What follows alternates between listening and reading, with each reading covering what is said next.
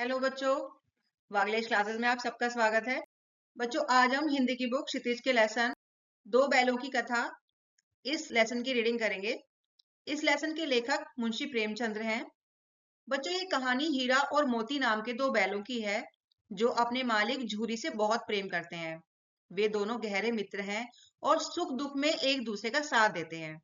झूरी का साला गया उन्हें अपने घर ले जाता है और उनके साथ बुरा व्यवहार करता है। इससे दुखी होकर दोनों बैल वहां से भाग आते हैं। गया उन्हें फिर ले जाता है। वे दोबारा गया के घर से भागते हैं और रास्ते में दोनों मिलकर एक सांड को हराते हैं। परंतु एक खेत से मटर की फसल खाते हुए पकड़े जाने पर कांजी हाउस यानी जानवरों की जेल में बंद कर दिए जाते हैं। वहां भी वे संघर्ष करके कई जानवरों को आजाद कराते हैं। अंत में वे एक कसाई के हाथों नीलाम होने पर भागकर सीधे अपने प्यारे मालिक झूरी के पास वापस आ जाते हैं। ये कहानी सिखाती है कि दोस्ती में बड़ी ताकत होती है और आजादी हर किसी का जन्मसिद्ध अधिकार है। तो बच्चों, चलिए अब इस कहानी पर चलते हैं। अक्सर लोग सोचते हैं कि गधा सबसे बेवकूफ जानवर होता है। जब हमें किसी इंसान को बहुत बड़ा बेवकूफ कहना होता है तो हम उसे गधा कह देते हैं।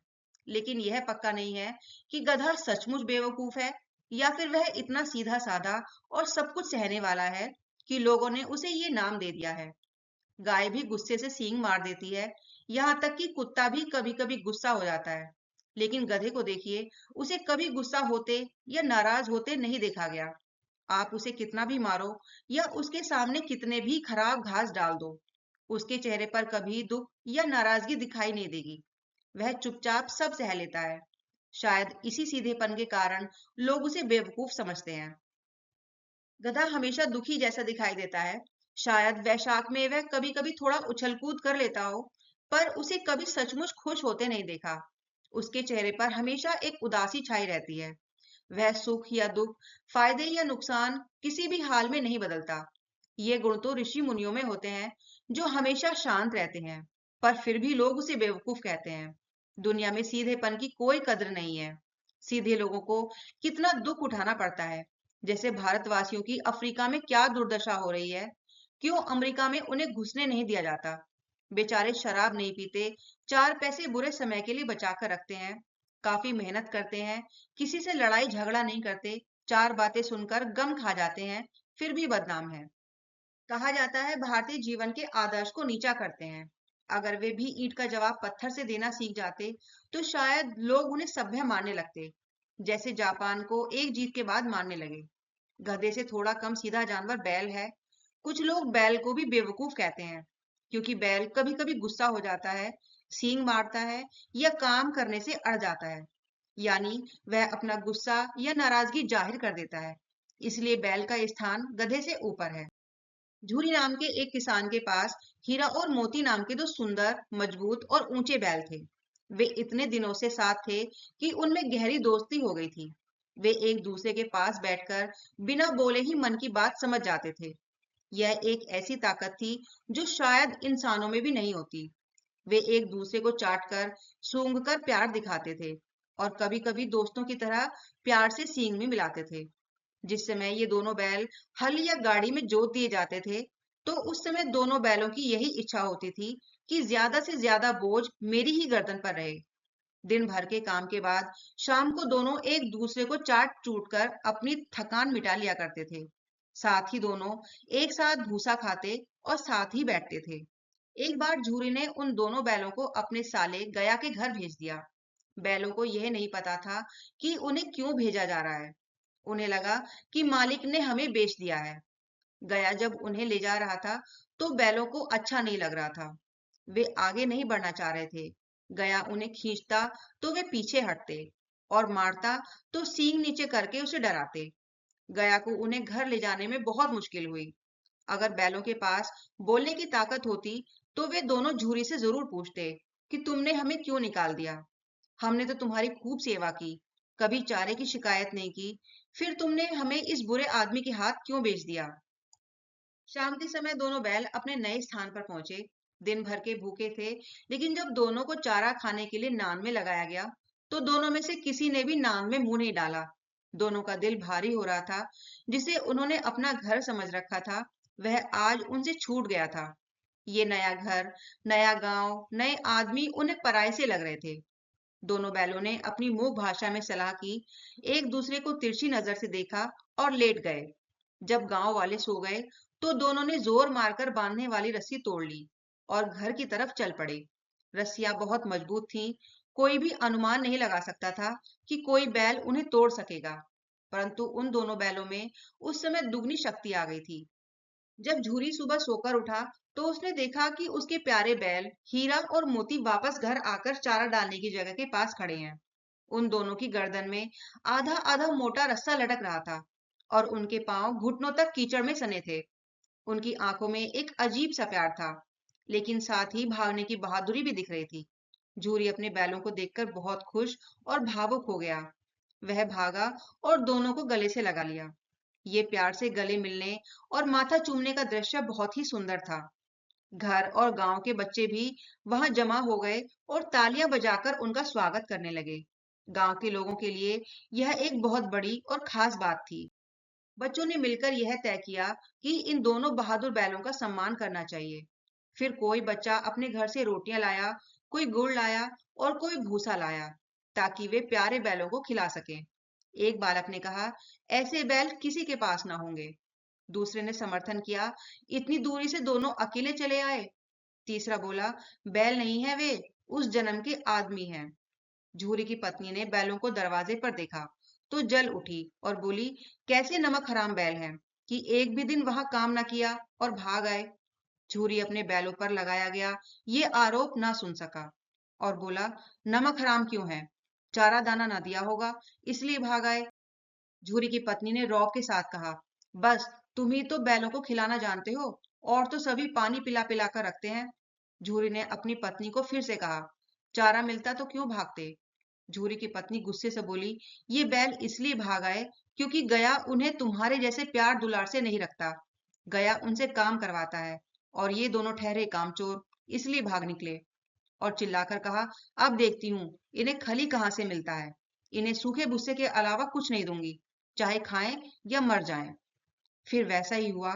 झूरी की पत्नी ने नौकर को कड़ी चेतावनी दे दी कि बैलों को सिर्फ खाली सूखा भूसा ही दिया जाए। जब बैलों ने चारा खाने के लिए नान में मुंह डाला, तो वह भूसा बिल्कुल बेस्वाद और रूखा था। उसमें कोई मजा नहीं था। वे भूसे को खा नहीं पाए और आशा भरी आंखों से दरवाजे की तरफ देखने लगे। शायद कोई उनके लिए अच्छा खाना ले आए। झूरी को दया आई और उसने नौकर से धीरे से कहा, अरे भाई, थोड़ी सी खली क्यों नहीं डाल देता? नौकर डरते हुए बोला, मालकिन मुझे बहुत मारेगी। झूरी ने कहा, चुपके से चुरा कर डाल आ। नौकर ने मना कर दिया, नहीं दादा, मुझे डर है कि बाद में आप भी मालकिन का साथ देंगे और मुझ पर ही गुस्सा करेंगे। अगले दिन झूरी का साला गया फिर से आया और बैलों को अपने साथ लेकर चल पड़ा। इस बार उसने बैलों को हल में नहीं बल्कि गाड़ी में जोता। रास्ते में मोती को बहुत गुस्सा आया। उसने दो तीन बार चाहा कि गाड़ी को सड़क के किनारे खाई में गिरा दे, परंतु हीरा, जो ज्यादा सहनशील था, उसने गाड़ी को संभाल लिया और मोती को ऐसा करने नहीं दिया। शाम को घर पहुंचकर गया ने दोनों बैलों को बहुत मोटी रस्सियों से बांध दिया। उसने उन्हें सूखा भूसा दिया, जबकि अपने खुद के बैलों को उसने खली और अच्छा दाना दिया। इस तरह उसने हीरा और मोती को पिछले दिन भागने की सजा दी। अगले दिन गया ने बैलों को फिर से हल में जोता, लेकिन बैलों ने कसम खा ली थी कि वे बिल्कुल काम नहीं करेंगे। गया उन्हें मारते मारते थक गया, पर हीरा और मोती ने एक इंच भी आगे कदम नहीं बढ़ाया। एक बार उस निर्दयी गया ने हीरा की नाक पर बहुत जोर से डंडे मारे। ये देखकर मोती को बहुत गुस्सा आया और उसका गुस्सा काबू से बाहर हो गया। वह हल लेकर तेजी से भाग निकला। उसके भागने से हल, रस्सी और सारा सामान सब टूट टाट कर बिखर गया। भागने के बाद हीरा ने मूक भाषा में मोती से कहा, भागना बेकार है। मोती ने गुस्से में जवाब दिया, तुम्हारे तो इसने जान ही ले ली थी। हीरा ने मोती से कहा, अब तो बहुत ज्यादा मार पड़ेगी। मोती ने जवाब दिया, पढ़ने दो, जब बैल का जन्म लिया है तो मार से कहां तक बचेंगे। फिर हीरा ने देखा और बताया, देखो, गया दो और लोगों के साथ भागता हुआ आ रहा है। सबके हाथ में लाठियां हैं। मोती गुस्से में बोला, कहो तो मैं इन्हें भी मजा चखा दूं। लाठी लेकर आ रहा है। हीरा ने मोती को समझाया, नहीं भाई, चुपचाप खड़े हो जाओ। मोती ने फिर से कहा, अगर मुझे मारेगा तो मैं भी सींग मारकर एक दो लोगों को गिरा दूंगा। हीरा ने प्यार से कहा, नहीं, हमारी बैल जाति का धर्म नहीं है कि हम लोगों को मारें। मोती का बहुत मन था कि वह लड़े, पर हीरा की बात मानकर वह मन मसोस कर रह गया। गया वहां पहुंचा और दोनों बैलों को पकड़कर ले जाने लगा। अच्छी बात यह हुई कि गया ने इस बार उन्हें मारा नहीं।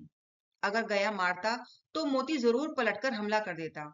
गया और उसके साथियों ने मोती के तेवर देख लिए थे। वे समझ गए कि इस समय उनसे उलझना खतरनाक है, इसलिए चुपचाप उन्हें ले जाना ही ठीक है। आज फिर उन दोनों बैलों के सामने सिर्फ सूखा भूसा खाने के लिए रखा गया। उन्होंने चुपचाप खड़े रहकर उसे देखा। जब घर के लोग खाना खा रहे थे, तभी एक छोटी लड़की दो रोटियां लेकर बाहर आई। उसने चुपके से दोनों बैलों के मुंह में एक एक रोटी दे दी और चली गई। उस एक रोटी से उनकी भूख तो नहीं मिटी, लेकिन उनके दिल को बहुत सुकून मिला। उन्हें लगा कि इस बुरे घर में भी कोई अच्छा इंसान है। ये लड़की गया की पहली पत्नी भैरव की बेटी थी। उसकी अपनी माँ मर चुकी थी और उसकी सौतेली माँ उसे हमेशा मारती रहती थी। इसलिए वह भी दुखी थी और बैलों के दुख को समझती थी।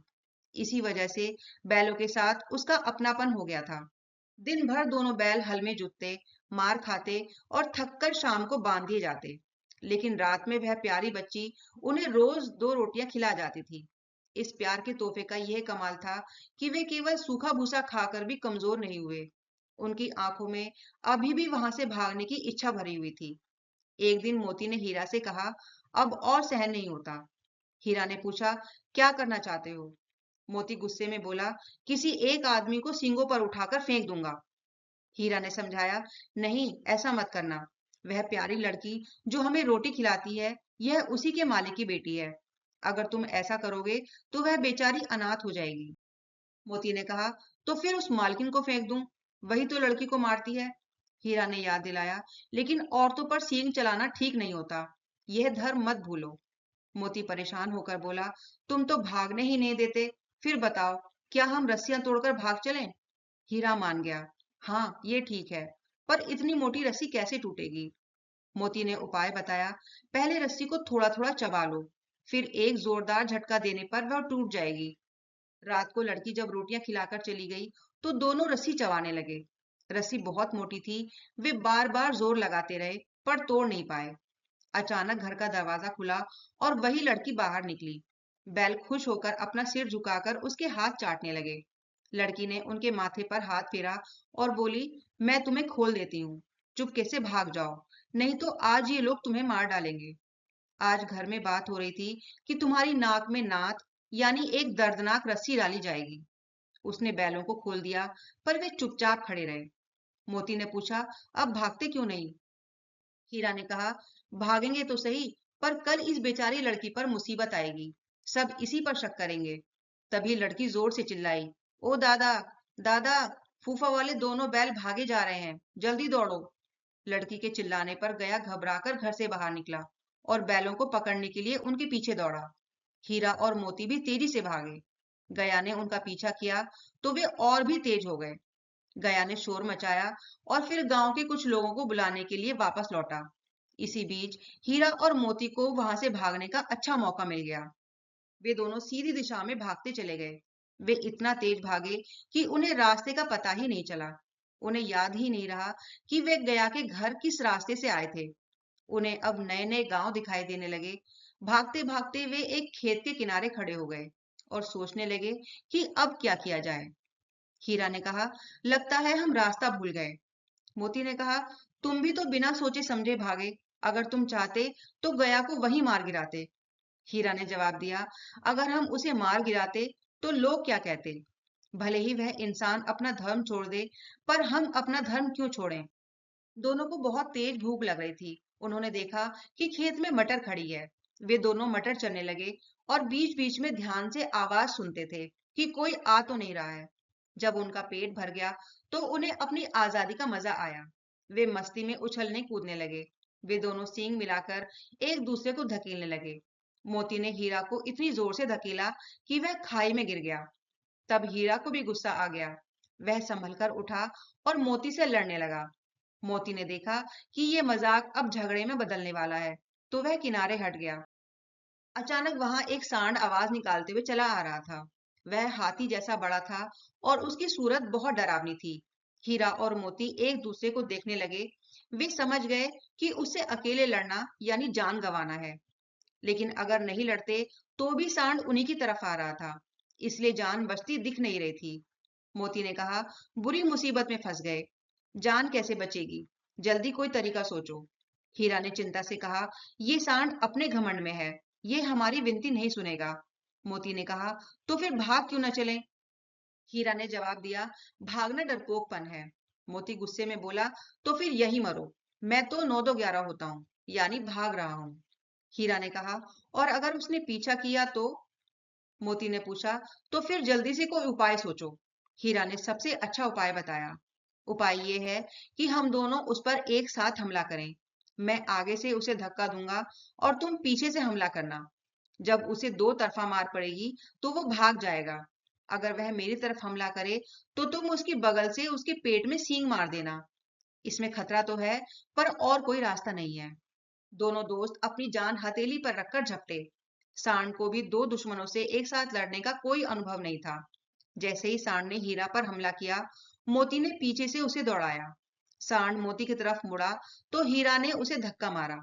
सांड चाहता था कि एक एक करके दोनों को हराए, पर ये दोनों बैल भी कम होशियार नहीं थे। उन्होंने सांड को मौका ही नहीं दिया। आखिरकार सांड ने गुस्से में आकर हीरा को मारने की कोशिश की। तभी मोती ने बगल से आकर उसके पेट में सींग भोंक दिया। सांड गुस्से में पीछे मुड़ा तो हीरा ने दूसरी तरफ उसके पेट में सींग चुभा दिया। बेचारा सांड घायल होकर भागा और दोनों दोस्तों ने दूर तक उसका पीछा किया। जब सांड थककर गिर गया, तब उन्होंने उसे छोड़ दिया। दोनों दोस्त जीत की खुशी में झूमते हुए चल रहे थे। मोती ने कहा, मेरा मन तो कर रहा है इसको मार ही डालूं। हीरा ने कहा, गिरे हुए दुश्मन पर सींग नहीं चलाना चाहिए। मोती ने जवाब दिया, ये सब बेकार की बातें हैं। दुश्मन को ऐसा मारना चाहिए कि वह दोबारा ना उठ सके। हीरा ने बात बदली, अब घर कैसे पहुंचेंगे वह सोचो। मोती ने जवाब दिया, पहले कुछ खा लें फिर सोचेंगे। उनके सामने मटर का खेत था। मोती तुरंत उस खेत में घुस गया। हीरा उसे मना करता रहा, पर मोती ने उसकी एक न सुनी। मोती ने अभी तक बस थोड़ा सा खाया होगा कि दो आदमी हाथों में लाठियां लिए दौड़ते हुए आए और दोनों को घेर लिया। हीरा तो खेत की मेड़ पर खड़ा था, इसलिए वह आसानी से भाग सकता था। लेकिन मोती खेत के अंदर था, जहां पानी भरा हुआ था। उसके खुर यानी पैर कीचड़ में धंसने लगे, इसलिए वह भाग नहीं सका और पकड़ा गया। हीरा ने देखा कि उसका दोस्त मुसीबत में है। उसने सोचा कि अगर फंसेंगे तो दोनों साथ फंसेंगे, और वह भागने के बजाय लौट आया। खेत के रखवालों ने हीरा को भी पकड़ लिया। अगले दिन सुबह दोनों को ले जाकर कांजी हौस यानी ऐसी जगह जहां लावारिस या पकड़े गए जानवरों को बंद करके रखते हैं, उसमें बंद कर दिया। जीवन में पहली बार दोनों दोस्तों के साथ ऐसा हुआ कि पूरा दिन बीत गया और खाने को एक तिनका भी नहीं मिला। उन्हें समझ नहीं आ रहा था कि ये कैसा मालिक है। उन्हें लगा कि इससे तो गया भी अच्छा था। वहां और भी कई जानवर थे, भैंसे, बकरियां, घोड़े और गधे, पर किसी के सामने चारा नहीं था। सब जानवर मरे हुए जैसे जमीन पर पड़े थे। कई तो इतने कमजोर थे कि खड़े भी नहीं हो पा रहे थे। सारा दिन दोनों दरवाजे की ओर देखते रहे कि कोई खाना लेकर आए, पर कोई नहीं आया। तब वे दीवार की नमकीन मिट्टी चाटने लगे, पर उससे क्या पेट भरता। रात को भी जब कुछ नहीं मिला तो हीरा को गुस्सा आ गया। उसने मोती से कहा, अब और नहीं सहा जाता। मोती ने उदास होकर सिर झुकाकर कहा, लगता है मेरे तो प्राण निकल रहे हैं। हीरा ने हिम्मत दी, इतनी जल्दी हार मत मानो। यहाँ से भागने का कोई उपाय सोचना चाहिए। आओ दीवार तोड़ दे। मोती बहुत थका था। उसने कहा, मुझसे अब कुछ नहीं होगा। हीरा ने उसे ताना दिया, बस इसी ताकत पर अकड़ते थे, सारी हिम्मत निकल गई। कांजी हौस की दीवार कच्ची थी। हीरा ने अपने नुकीले सींग दीवार में गड़ा दिए और जोर लगाया, तो मिट्टी का एक टुकड़ा टूटकर गिर गया। उसका हौसला बढ़ा और वह दौड़ दौड़कर दीवार पर चोटें करने लगा। तभी चौकीदार लालटेन लेकर आया। उसने हीरा की यह शरारत देखी तो उसे खूब डंडे मारे और एक मोटी रस्सी से उसे कसकर बांध दिया। मोती ने पड़े पड़े पूछा, आखिर मार खाई क्या मिला? हीरा ने जवाब दिया, मैंने अपनी पूरी ताकत लगाकर तो देख लिया। हीरा ने मोती को समझाया, यो भी तो मरना ही है। सोचो, अगर दीवार टूट जाती तो इतने सारे जानवरों की जान बच जाती। यहाँ कोई जान नहीं है, 2-4 दिन में सब मर जाएंगे। ये बात सुनकर मोती को समझ आया। वह बोला, हाँ, ये बात सही है। लाओ, अब मैं भी जोर लगाता हूँ।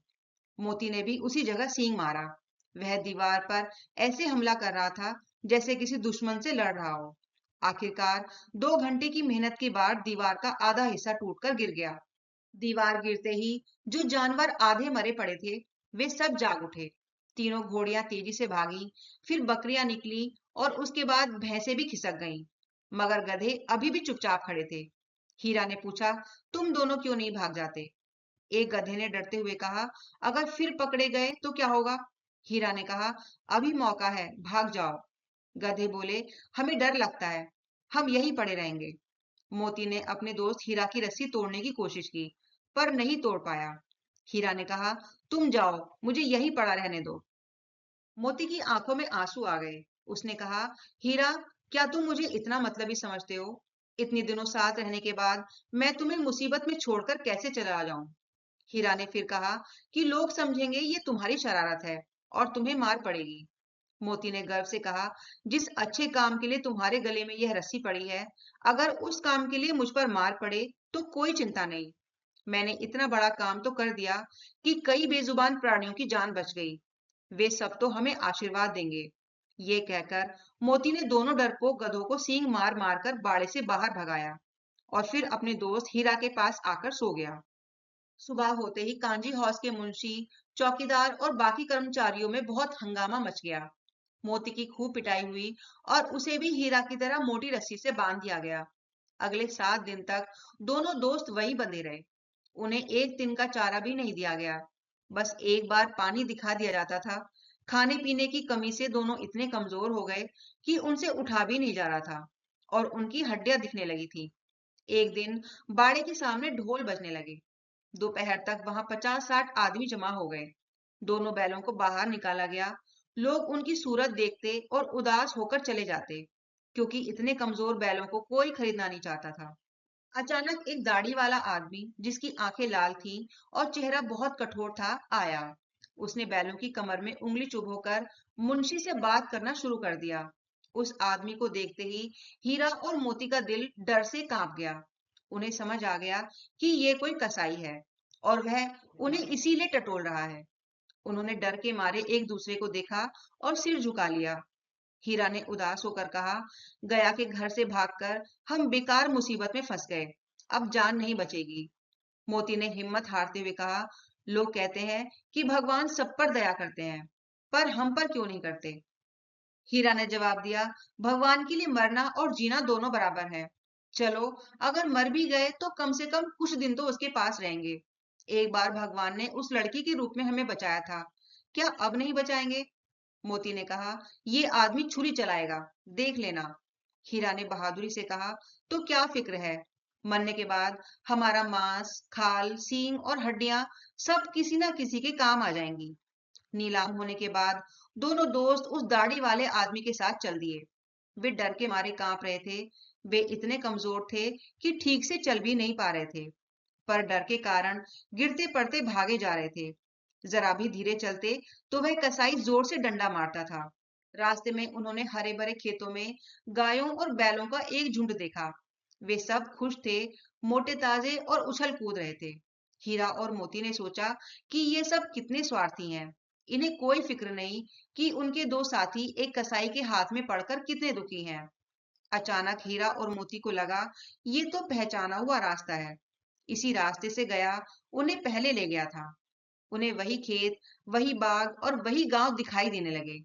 यह देखते ही उनकी सारी थकान और कमजोरी गायब हो गई। उनकी चाल हर पल तेज होने लगी। हीरा खुशी से बोला, ये लो, अपना ही खेत आ गया। हम इसी कुएं पर पानी निकालने आते थे। मोती ने कहा, हमारा घर बिल्कुल पास आ गया। हीरा बोला, भगवान की दया है। मोती ने कहा, मैं तो अब घर भागता हूँ। वे दोनों खुशी से पागलों की तरह, बछड़ों की तरह उछल कूद करते हुए अपने घर की ओर दौड़े। वे भागे और सीधे अपनी जगह पर आकर खड़े हो गए। वह दाढ़ी वाला आदमी भी पीछे पीछे दौड़ते हुए आ रहा था। झूरी दरवाजे पर बैठा धूप सेक रहा था। बैलों को देखते ही वह भागा और उन्हें बारी बारी से गले लगाने लगा। हीरा और मोती की आंखों से खुशी के आंसू बहने लगे और एक बैल झूरी का हाथ चाट रहा था। तभी दड़ियल ने आकर बैलों की रस्सियां पकड़ ली। झूरी ने गुस्से से कहा, ये मेरे बैल हैं। दड़ियल कसाई ने जवाब दिया, तुम्हारे कैसे? मैं इन्हें कांजी हाउस से नीलामी में खरीद कर लाया हूँ। झूरी ने उससे कहा, मैं तो समझा था कि तुम इन्हें चुरा कर ले जा रहे हो। चुपचाप चले जाओ, ये मेरे बैल हैं। मेरे बैलों को नीलाम करने का अधिकार किसी को नहीं है। दड़ियल कसाई ने धमकी दी, मैं थाने में जाकर रिपोर्ट कर दूंगा। झूरी ने जवाब दिया, मेरे बैल हैं, इसका सबूत यह है कि ये मेरे दरवाजे पर खड़े हैं। दड़ियल कसाई गुस्सा होकर बैलों को जबरदस्ती पकड़ने आगे बढ़ा। उसी समय मोती ने सींग चलाया। दड़ियल डरकर पीछे हटा। मोती ने उसका पीछा किया। दड़ियल भागा और मोती गांव के बाहर तक उसका पीछा करता रहा। जब दड़ियल दूर खड़ा होकर गालियां दे रहा था और पत्थर फेंक रहा था, तब मोती एक विजेता सिपाही की तरह उसका रास्ता रोके खड़ा रहा। गांव के लोग ये सब देखकर हंस रहे थे। जब दड़ियल हार कर चला गया, तो मोती अकड़ता हुआ वापस आया। हीरा ने कहा, मुझे डर लग रहा था कि कहीं तुम गुस्से में आकर उसे मार न बैठो। मोती ने जवाब दिया, अगर वह मुझे पकड़ता तो मैं उसे बिना मारे नहीं छोड़ता। हीरा ने कहा, वह अब वापस नहीं आएगा। मोती ने जवाब दिया, अगर आया तो मैं उसकी दूर से ही खबर लूंगा। हीरा ने कहा, अगर वह गोली मरवा दे? मोती ने जवाब दिया, मर जाऊंगा पर उसके काम तो नहीं आऊंगा। हीरा ने कहा, हमारी जान को कोई जान नहीं समझता। मोती ने जवाब दिया, इसीलिए कि हम इतने सीधे हैं। थोड़ी देर बाद ही नांदों में खली, भूसा, चोकर और दाना भर दिया गया। दोनों दोस्त मजे से खाने लगे। झूरी खड़ा होकर दोनों को प्यार से सहला रहा था और सारे गांव में खुशी का माहौल था। उसी समय झूरी की पत्नी भी आई और उसने प्यार से दोनों बैलों के माथे चूम लिए। तो बच्चों, मैं आशा करती हूँ आपको ये कहानी समझ में आई होगी। अगर आपको ये वीडियो पसंद आई है तो वीडियो को लाइक और शेयर करें और चैनल को सब्सक्राइब करना बिल्कुल ना भूलें, जिससे आने वाली वीडियोस आप तक पहुंच सकें। Thank you.